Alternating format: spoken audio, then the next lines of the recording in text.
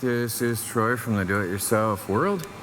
I'm in the warehouse. It is 10 degrees Fahrenheit outside, and I have serious problems running my sawmill, the big one, in this cold weather.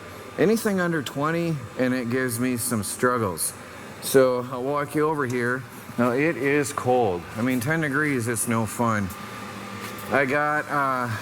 I've been messing around for weeks, and I finally found a solution to get these things to run and run right.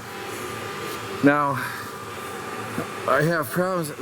That's a Harbor Freight Predator, 21 horse I think it is, and that's a cold-blooded beast. That thing just, the other day it took me I think 30 to 40 minutes, maybe an hour to get it to run smooth because it was in the teens in here. Once it's running, it's fine. It runs all day, and I never shut them off for a break. I just keep them gassed up and running. The Honda, little Honda, I was told it was pretty new, but it wasn't. It's a hard start. It takes 6-8 pulls, and the cord is too short. That's how I got it.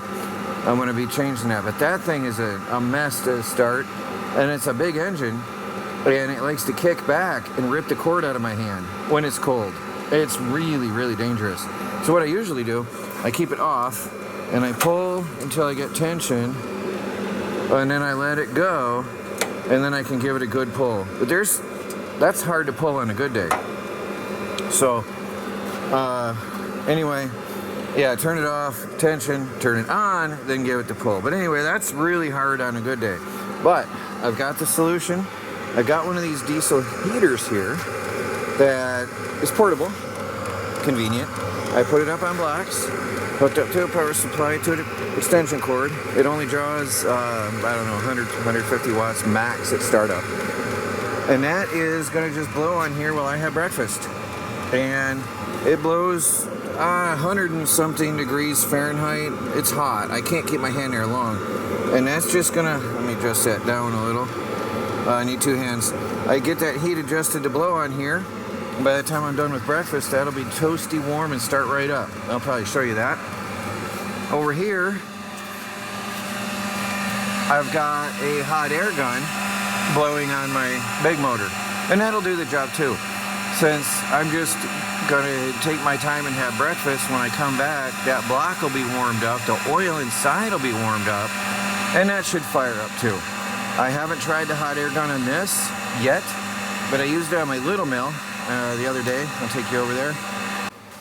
On my Woodland Mills, that's a Kohler 9-horse engine, and I propped up the hot air gun to blow on the block, and I left it while I ate, came back, fired on the first pull. Really nice.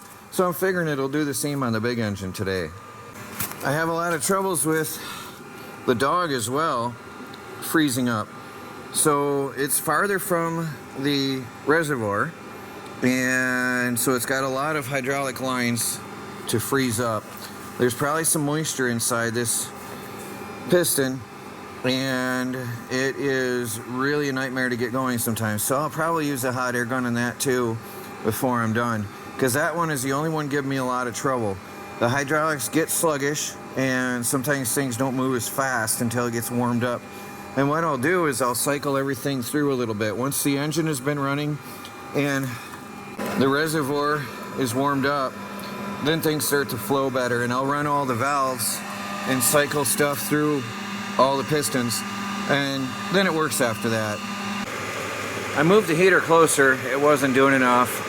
It's been on there maybe 15 minutes, maybe not long enough. We're gonna find out. Choke, make sure it's off, because it will kick hard. Get the tension on. Hope this works.